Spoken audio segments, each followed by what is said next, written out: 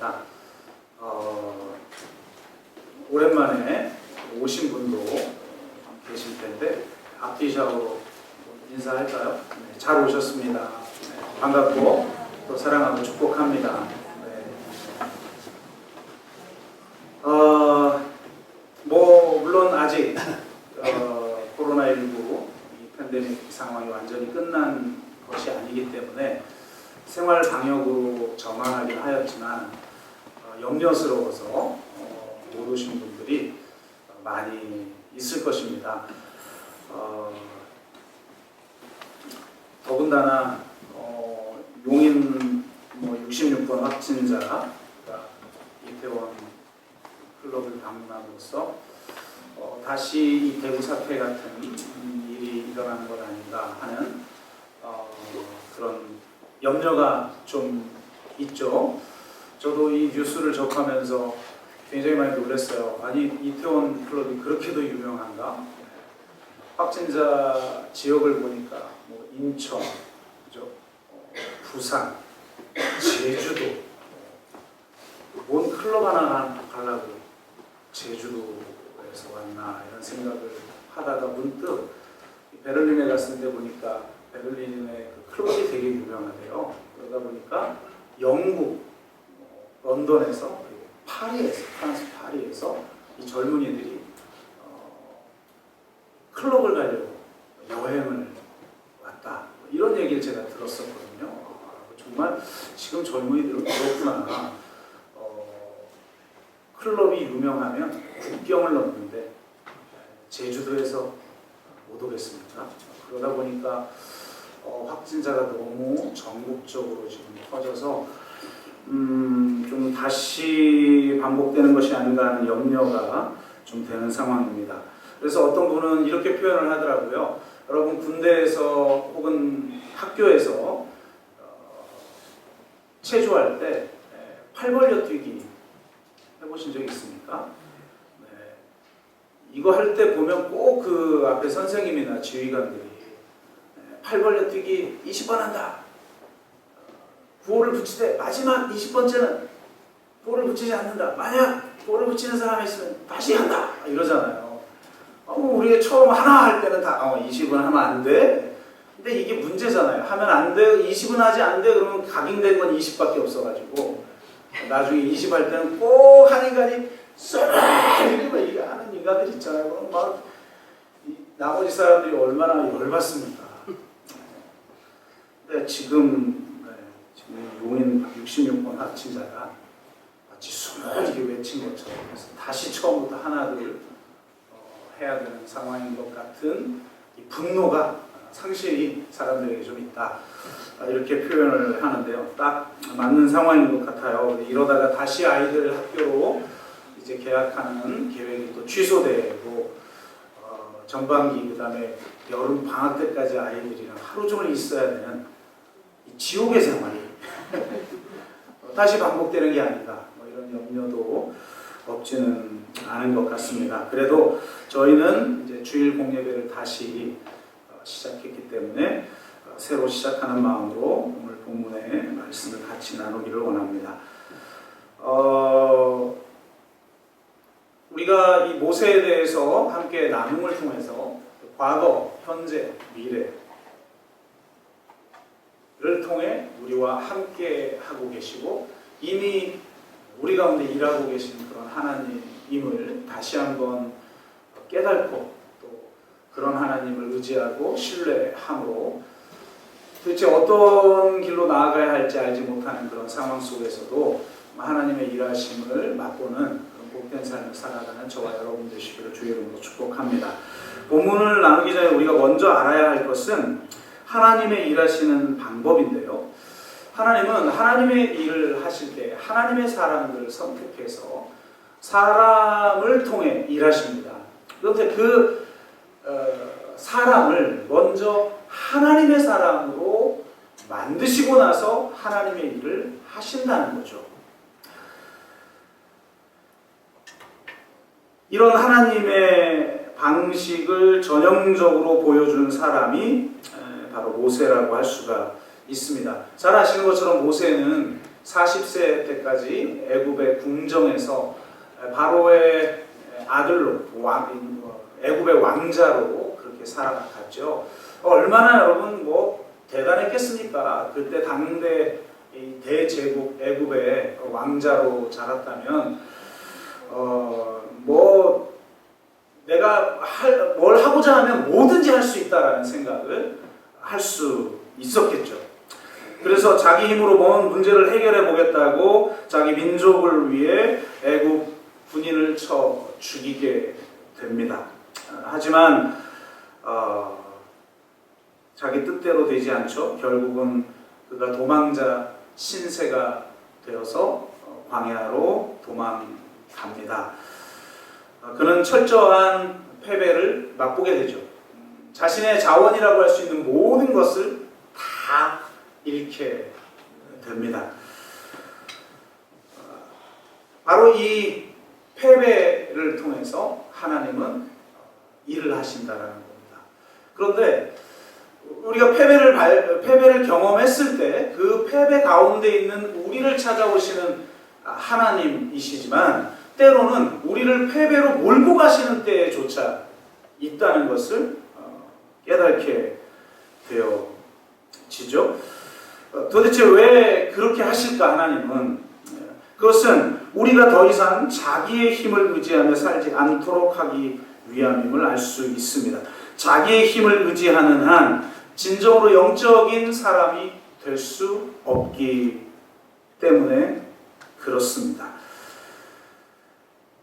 실패를 만약 경험했다면 바로 내 힘을 의지하던 성향이 그 실패를 통해 죽고 전적으로 하나님만을 의지하는 그럼을 통해서 하나님의 승리를 경험하는 사람들이 되게 하려고 하나님께서 그 실패를 허락하셨음을 기억하기를 주의 이름으로 축복합니다. 진정한 승리를 위한 과정에서 반드시 거쳐야 하는 그 실패의 단계가 있음을 기억하십시오. 그 단계를 거치지 않고 승리한 하나님의 사람은 존재하지 않습니다. 모세도 철저히 실패했고 그는 광야로 가서 40년 동안이나 무명의 목동 생활을 합니다. 그는 그 광야에서 자신이 어떤 존재인지를 알게 되었을 것입니다.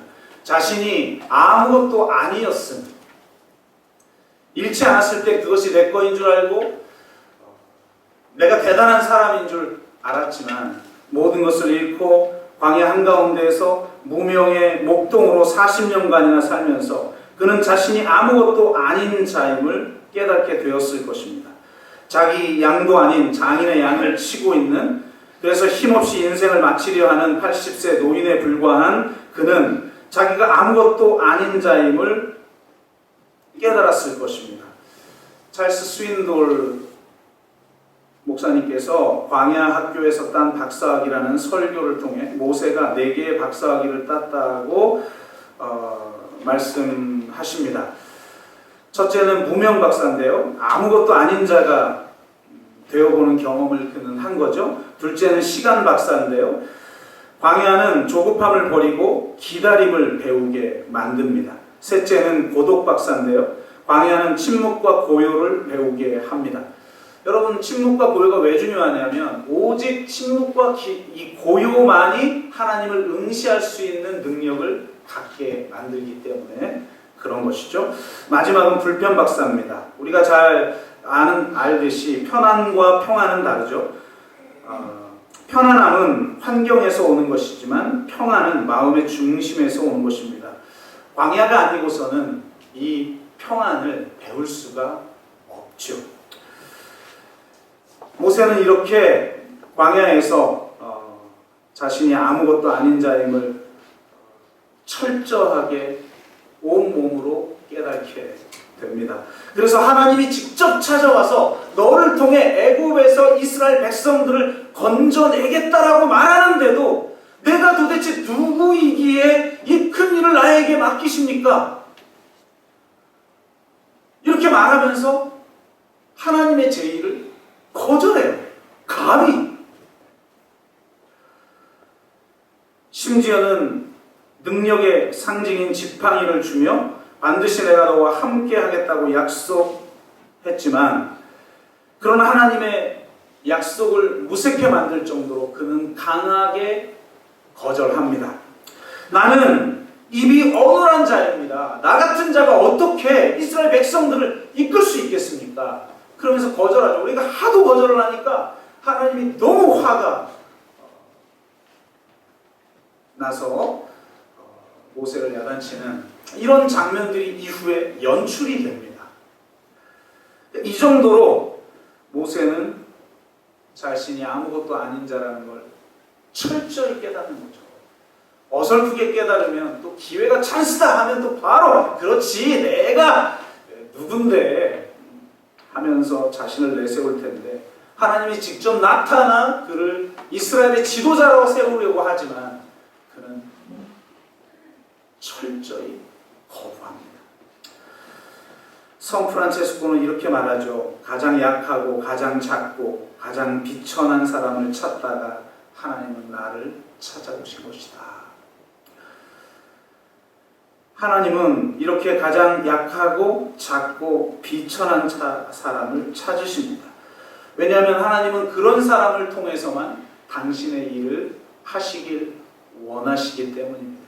자기의 힘으로 자신의 영광을 위해서 나서는 사람은 하나님을 드러낼 수 없고 하나님의 사랑을 나타낼 수도 없으며 하나님 나라의 그 가치를 세상에 보여줄 수도 없기 때문입니다. 그래서 하나님은 그런 자로 만드시려고 우리를 종종 광야로 이끄신다는 거죠. 인생을 살다 보면 산을 오르는 것이 아니라 사막을 횡단하는 것 같은 때가 참 많이 있죠. 산을 오른다는 것은 어떤 목적과 목표를 이루기 위해 사는 것을 말합니다. 성공과 성취를 위해 살아가는 것이죠. 그때 필요한 것이 바로 지도입니다. 어떤 지침에 따라 문제점을 해결하며 계획을 실행해 나가는 것이 필요하기 때문에 우리에겐 지도가 필요한 것이죠. 그러나 인생은 산을 오르는 것이 아니라 사막을 횡단하는 것 같은 때가 참 많이 있습니다. 사막은 산처럼 정형적이지도 않고 끊임없이 지형이 바뀌죠. 자고 일어나면 바로 앞에 있던 모래산조차 없어지는 경우가 흔히 생기기도 합니다. 이런 곳에서는 지도가 전혀 효력을 발휘할 수 없죠. 여러분도 그런 경우 참 많잖아요. 분명히 그동안 내가 열심히 노력하고 내가 가진 자원을 가지고 내 노하우에 따라 열심히 하면 성공했는데 어떻게 해도 성공을 못할 것 같은 때가 있어요. 그동안에 성공을 이끌었던 내가 가진 그 자원들이 완전히 무용지물이 되는 것처럼 보이는 때가 있어요. 그럴 때는 다시 그 지도를 본다고 해서 문제가 해결되는 게 아니죠.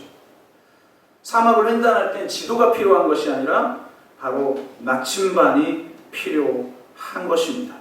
나침반은 삶의 의미와 방향을 의미하는 것이죠. 구체적인 목표가 아니라 내 삶의 가장 중요한 가치를 드러내 줍니다. 나침반을 따라간다는 것은 그동안 내게 성공을 주었던 어떤 특별한 지침과 노하우들을 다 버리고 오직 하나님 한 분만을 전적으로 신뢰하며 그분이 지시하는 것으로 순종하며 나아가는 삶인 것입니다. 삶을 살다가 보면 도저히 이해할 수 없고 용납할 수 없는 일들이 참 많이 일어나죠. 그때마다 우리는 하나님 왜 나에게 이런 일을 주십니까? 그렇게 하소연도 하고 때로는 원망도 하지요. 하지만 진정한 신앙이란 도저히 이해할 수 없는 상황 속에서도 하나님만을 전적으로 신뢰하며 그분의 뜻을 이루기 위해서 그분이 지시하는 대로 나아가는 삶인 것입니다. 우리에게 진정으로 필요한 것은 상황에 대한 이해가 아니라 하나님에 대한 전적인 신뢰인 것입니다. 기적은 이해할 때 일어나는 것이 아니라 신뢰할 때 일어나는 것입니다. 그래서 하나님은 우리를 하나님만 붙들고 그분만을 전적으로 신뢰하는 사람으로 만들기 위해 우리를 광야로 이끄시는 것입니다. 그런데 굉장히 놀라운 것은요, 우리가 내가 아무것도 아닌 자라고 하는 그런 인식을 갖게 될 때 하나님이 나타나셔서 우리를 사용하시는데 당신의 영광을 위해서 당신의 일에 동참하도록 우리를 부르시는데 놀라운 건 그때 우리를 홀로 부르시지 않는다라는 겁니다. 여러분, 내가 아무것도 아닌 자라고 하는 건 그냥 겸손을 말하는 게 아니에요. 진짜 내가 아무것도 아니구나. 진짜 내가 아무것도 할 수 없는 어떤 것을 가진 자구나 라고 하는 것을 깨닫게 돼요. 여러분, 진짜 이런 인식을 갖는 사람의 가장 중요한 특징은 나에게 다른 사람이 필요하구나. 이웃이 필요하구나. 타자가 필요하구나. 이것을 인정하는 거예요. 그래서 공동체의 가장 중요한 특징은 상호 책임만이 아니라 상호 의존이에요. 누군가에게 도움을 요청하고 누군가에게 자신을 의탁하고 맡길 수 없는 사람들이에요. 현대인들은. 이게 참 안타까운 거죠. 하나님은 너 혼자 할 수 없다라는 것을 깨닫게 합니다. 너에게는 하나님이 필요하다. 그리고 너에게는 공동체가 필요하다. 이것을 알게 하십니다. 어설프게 신앙적 고백으로 나는 작은 자요, 어쩌요, 이거 다 누구나 할 수 있죠. 근데 그 사람이 진짜 그 고백이 진짜인지 아닌지를 보면 뭘 보면 알 수 있느냐? 그가 사람을 의지하는가를 보면 알아요. 그래서 하나님은 내가 말이 언홀하기 때문에 당신의 사명에 순종할 수 없다고 하자 내가 아론을 준비해놨다 라고 말을 합니다. 그래서 모세에게 아론을 붙여주시죠. 아론만이겠습니까? 그 외 수많은 사람을 그에게 붙여줍니다. 가장 결정적인 장면이 아말렉과의 전쟁 장면이죠. 여러분도 잘 아시는 것처럼 아말렉과의 전쟁에서 모세가 손을 들면 전쟁에서 이기고 손을 내리면 전쟁에서 져요. 아니 80 노인네가 무슨 힘이 있어서 전쟁이 끝날 때까지 이걸 들고 있겠습니까? 그러니까 어쩔 수 없이 손을 내리게 되죠. 그럼 내리게 되면 형세가 역전이 돼가지고 아말렉이 이기는 거예요. 근데 그때 이 상황을 포착한 아론과 훌이 양쪽에서 그의 손을 들어줍니다. 여러분, 이게 공동체예요. 사실은 어떤 때는요, 자존심 때문이기도 하고 또 어떤 특정한 상황이기 때문이기도 하고 자신의 연약함을 드러내지 못할 때가 있어요. 모세가 내가 여기 나이 들어가지고 도저히 손들고 있을 수 없네. 와가지고 날 좀 도와줘. 물론 이렇게 말할 수도 있겠죠. 근데 때로는 그렇게 못할 때가 있잖아요. 때로는 그런 게 구차하기도 하고. 진짜 좋은 공동체는요, 상대방을 구차하게 만들지 않는 거예요. 특히 지도자들을, 셀장을, 지역장을, 담임 목사를 구차하게 만들지 않는 거예요. 구차하게 만드는 일을 하는 공동체는 공동체가 되지 않아요. 그러니까 이 아론과 훌이 그걸 포착해서 요청하지도 않았어요. 성경을 보면 알아서 가서 탁 팔을 붙드는 거예요. 기가 막힌 거죠. 모세만이 아닙니다. 때로는 아론이 팔을 내려야 할 때가 있어요. 내가 아무리 큰 능력을 받고 하나님이 나와 함께 하시는 영적인 사람이라 할지라도 내 연약함 때문에 내가 팔을 내려야 할 때가 있고 내가 팔을 내리게 되면 패배를 하게 되는 때가 있는 법이에요. 모든 인간이 마찬가지예요. 그래서 서로가 힘들어서 팔을 내릴 때 나 힘드니까 좀 도와줘라고 말하기 전에 다가가 말없이 그의 팔을 붙잡아 줄 수 있는 그런 공동체가 되어야 하는 것이죠. 그런데 종종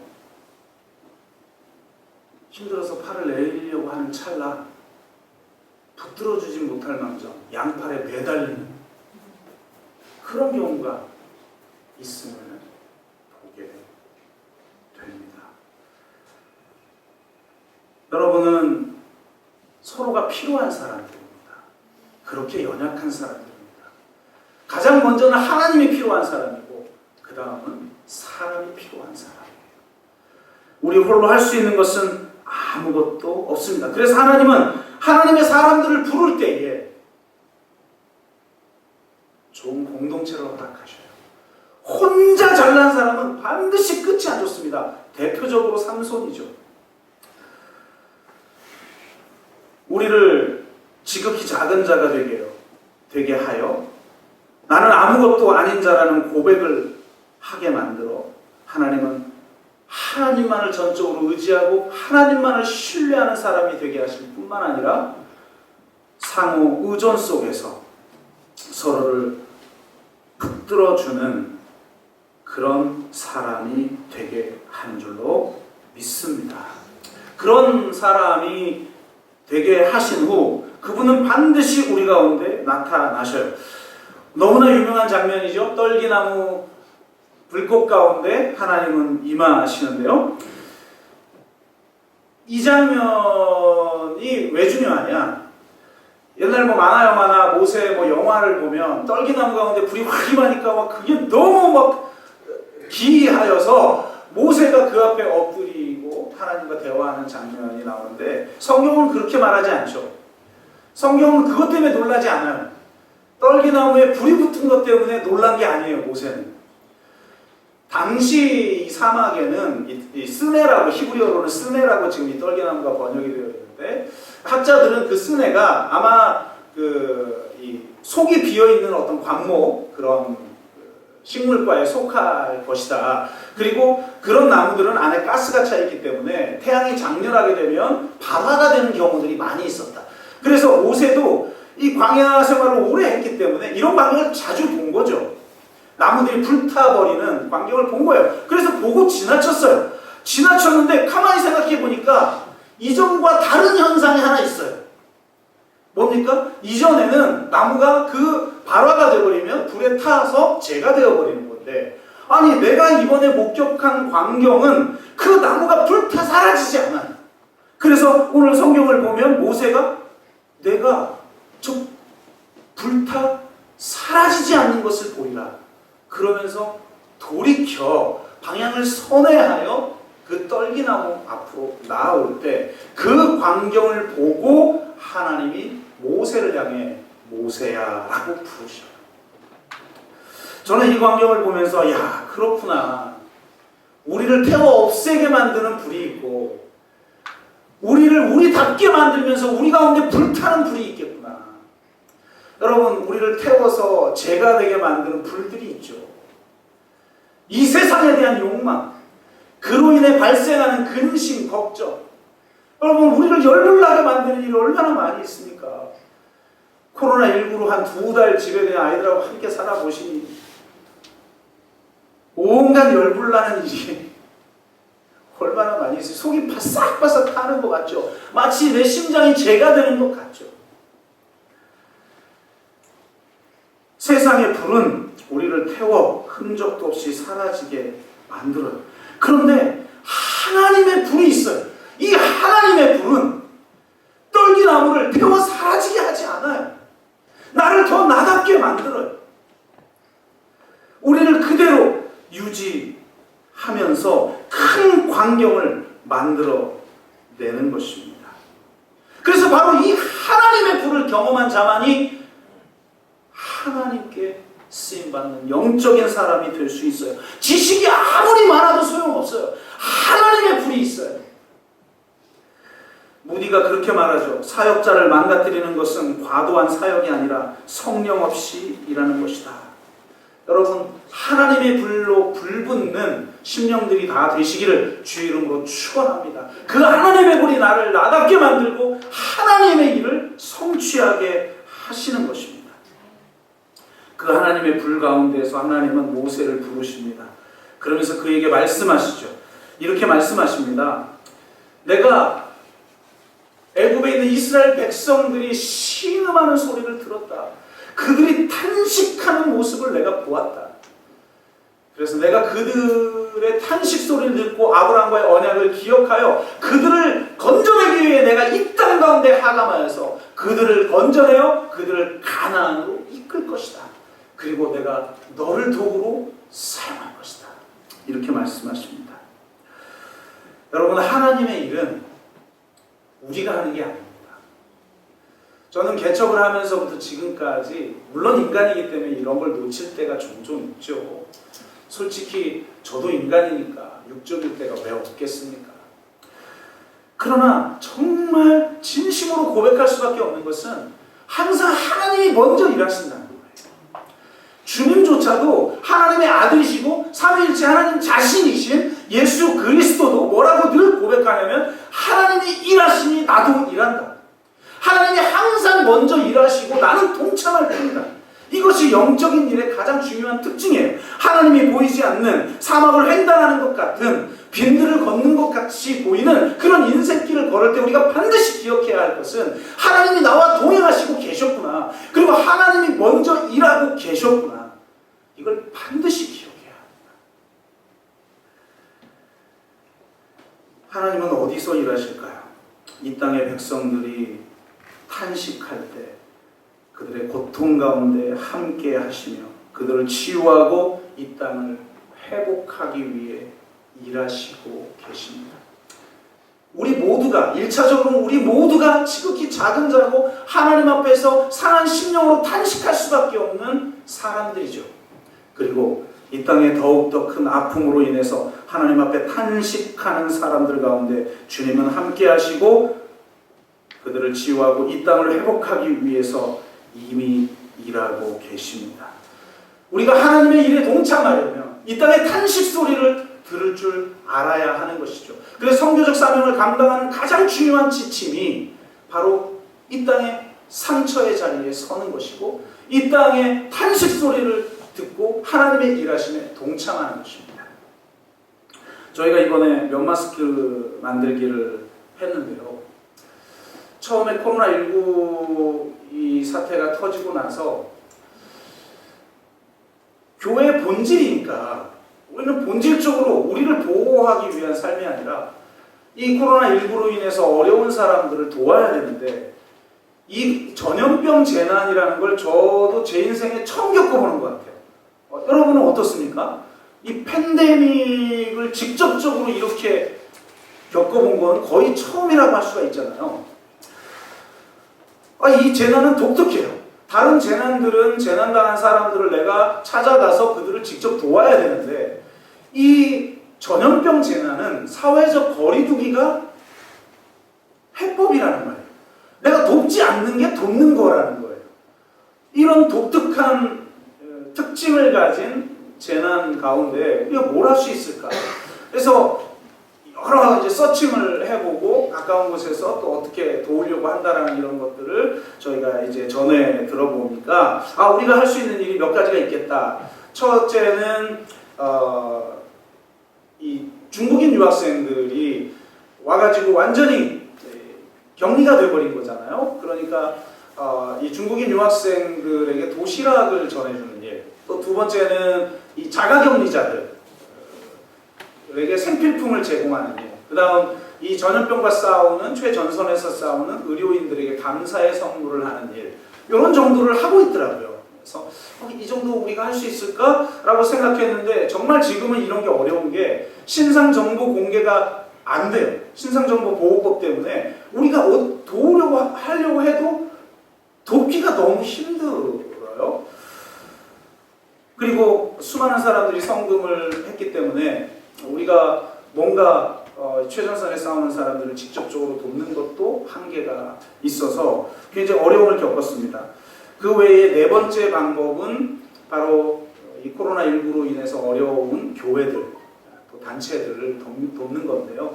월세도 낼 수가 없는 상황에 처하기 때문에 우리도 어렵지만 우리도 재정이 마이너스지만 우리보다 더 어려운 사람들이 많으니 그분들을 섬기자라는 마음이 있었는데 이 네 번째는 할 수 있었고 쉬웠어요. 왜냐하면 우리가 부활절, 절기, 헌금을 바로 그런 용도로 사용하기로 했고 또 여러분이 마음을 많이 내주셔서 귀한 분들을 섬길 수 있었습니다. 어제 YD 케밥 하우스에 최종적으로 마지막 돈을 전달해 드리고 왔고 또 여러 어려운 교회를 좀 섬겼는데요. 그러니까 이런 일은 그냥 하면 되는 건데 우리가 직접적으로 섬길 일을 어떻게 해야 될까 고민하고 있던 차에 답답하다 이러고 있는 차에 감사하게도 면 마스크로도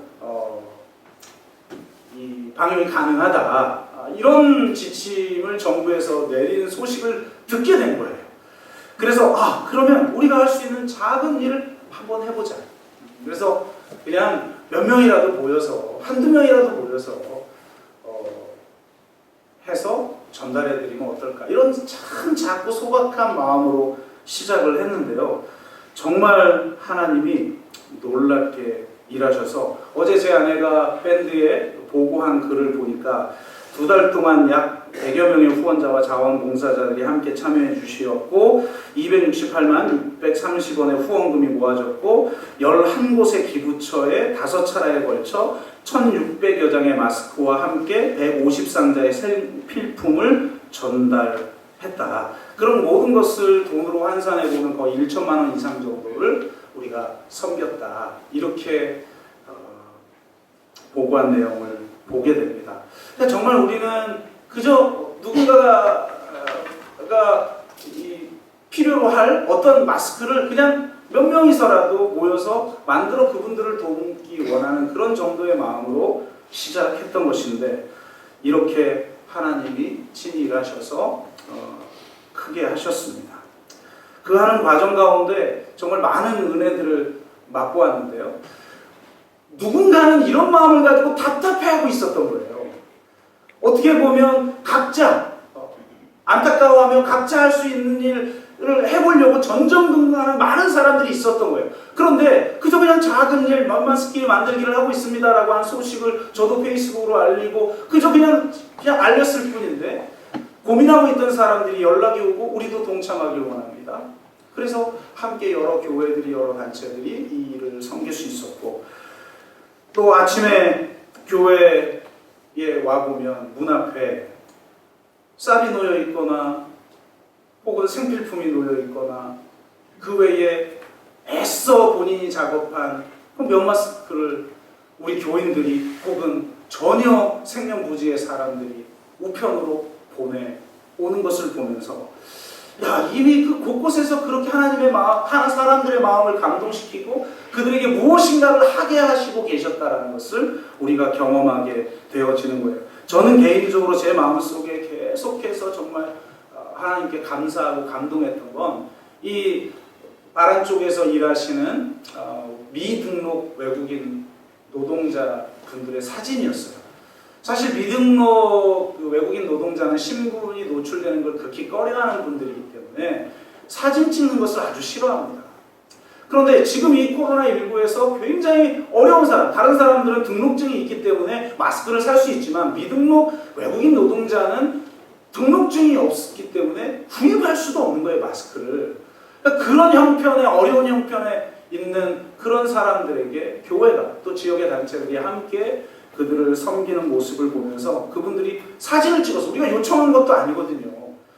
근데 사진을 찍어서 그 감사함을 표현하여 보내온 그 모습을 보면서 정말 하나님이 얼마나 기뻐하실까.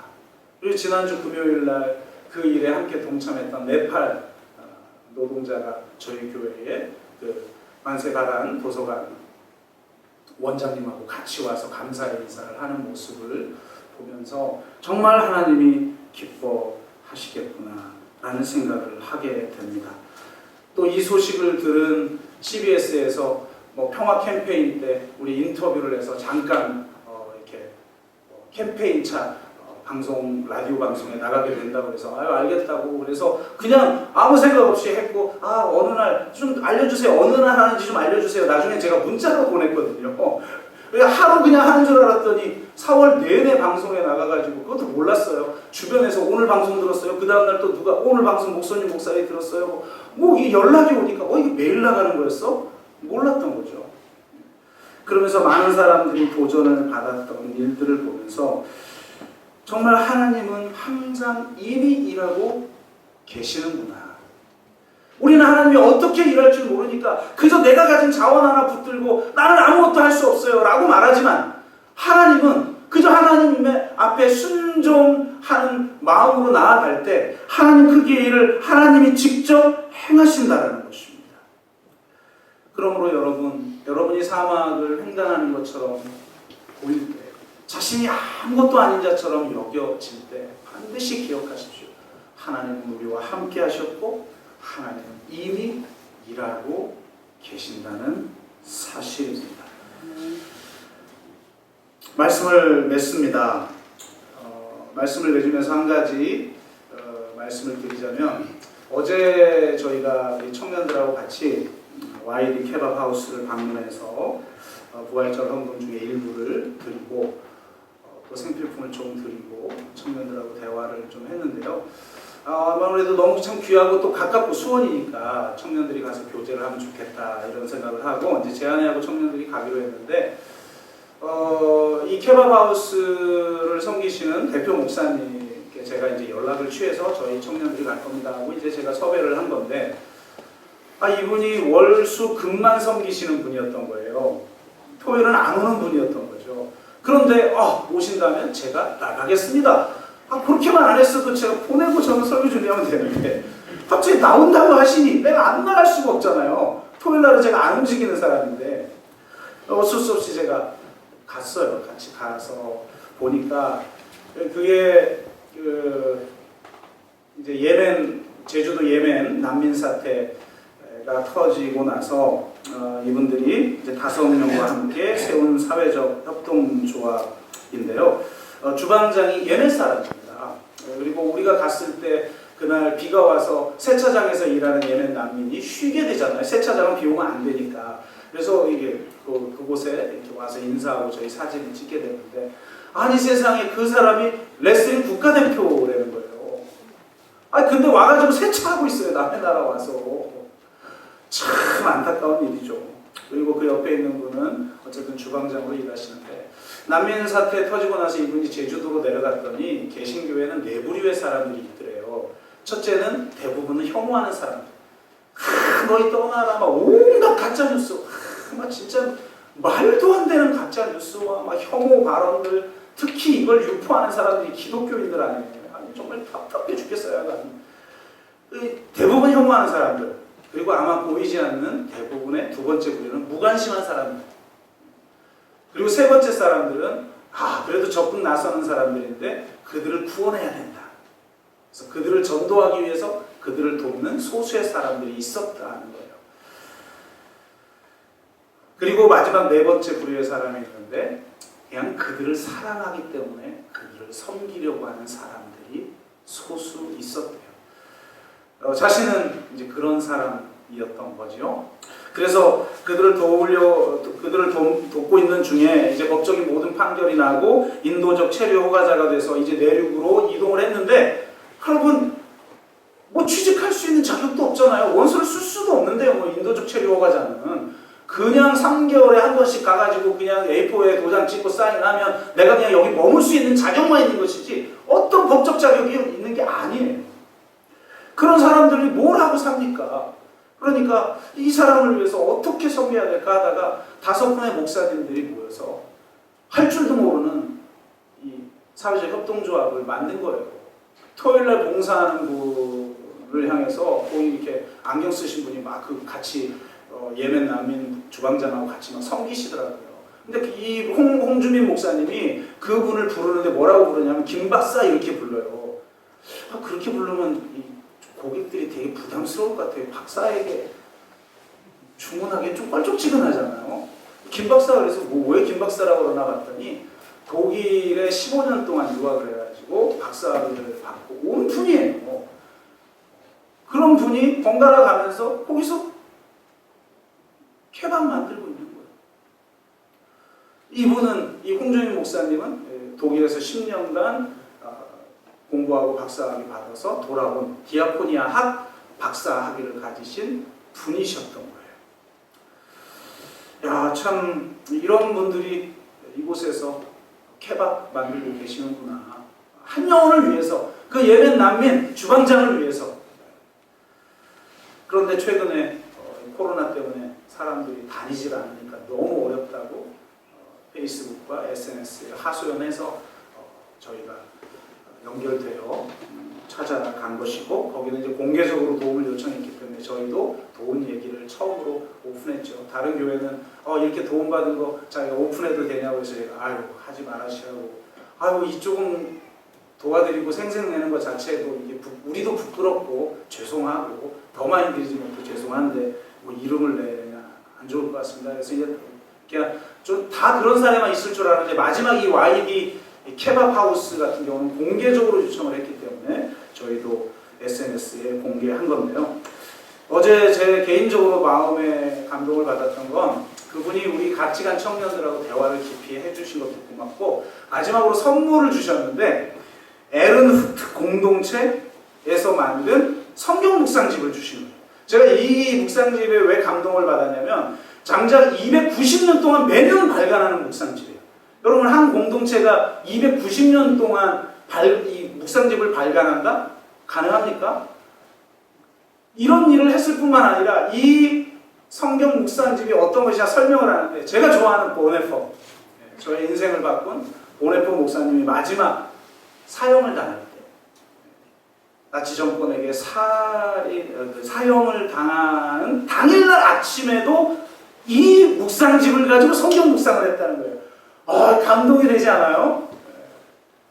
여러분 별로 감동이 안 되는 것 같은데, 어쨌든 저는 보네퍼가 될 때니까 너무 감동을 받았는데, 이게 좀 펼쳐보면 이게 하루 묵상집이 어떻게 형식이 되냐면 신약 한 구절, 구약 한 구절을 묵상하는 게 있어요. 그리고 유명한 사람들의 어록 같은 거를 짤막하게 실어 놓습니다.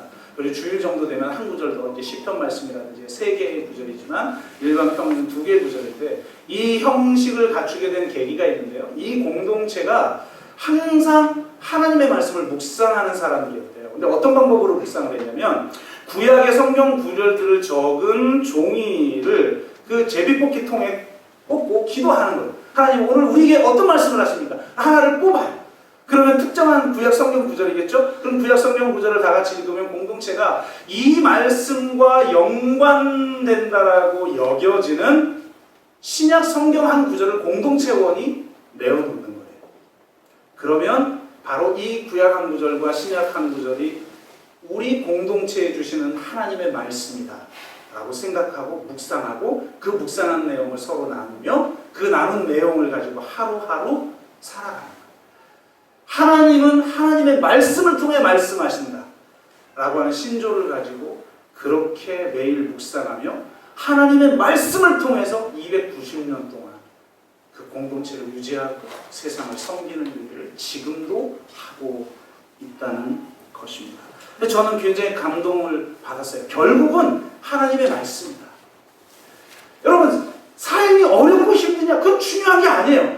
삶이 어렵고 힘든데 내게 하나님의 말씀이 안 들려. 그게 힘든 거예요. 하나님의 말씀만 들리면 그 하나님의 말씀이 내 삶의 의미인 것이고 내 삶의 나침반이기 때문에 나는 그 말씀이 지시하는 대로 그냥 걸어가기만 하면 되는 거예요. 말씀이 우리를 살리는 생명의 양식인 거예요. 여러분은 매일 하나님의 말씀이 여러분에게 주어지고 있습니까? 그 하나님의 말씀이 여러분을 살리기를 주의 이름으로 축복합니다.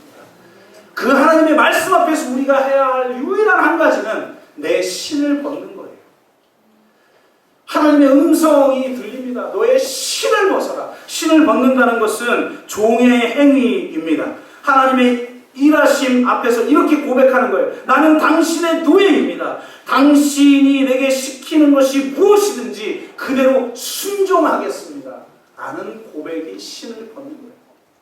하나님의 말씀이 때로 여러분의 욕망과 기대와 다른 말씀이 주어졌다 해도 그 말씀이 나의 영을, 나의 삶을, 이 세상을 살리는 생명의 양심을 깨닫고 신을 벗고 그 앞에 엎드리는 것, 그것이 바로 우리가 해야 할 유일한 것인 줄로 믿습니다. 그렇게 우리가 신을 벗고 엎드릴 때 하나님이 하나님의 일을 친히 하실 것입니다. 우리가 기적을 행할 수는 없습니다. 그러나 하나님이 기적을 행하시도록 순종할 수는 있습니다. 우리가 가능한 것을 하면 하나님은 불가능한 것을 하실 것입니다.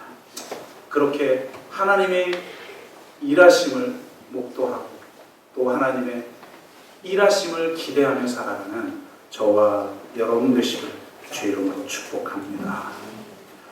이제는 우리를 위해 이 세상을 위해 십자가에서 죽으시고 부활하신 예수 그리스도의 은혜와 그 아들까지 아낌없이 십자가에 내어주신 하나님 아버지의 크신 사랑하심과 성령님의 교통하심이 이제 내가 아무것도 아닌 자임을 고백하되 나에게 매일 말씀하신 하나님의 말씀 앞에 신을 벗고 엎드려 주의 말씀대로 순종하며 주님이 지시하는 곳을 향해 주님만을 신뢰하며 나아가기를 소원하는, 나와 항상 함께 하셨고 이미 일하고 계신 하나님을 붙들고 나아가기를 소원하는 이 자리에 있는 모든 하나님 나라 백성들 위해와 그의 가정과 하고자 하는 일들과 기도 제목들 위해와 우리 교회와 한국교회와 세계교회 위해 이 지역과 나라와 민족과 이 열방 위에 이제로부터 영원토록 함께 있을 지어다.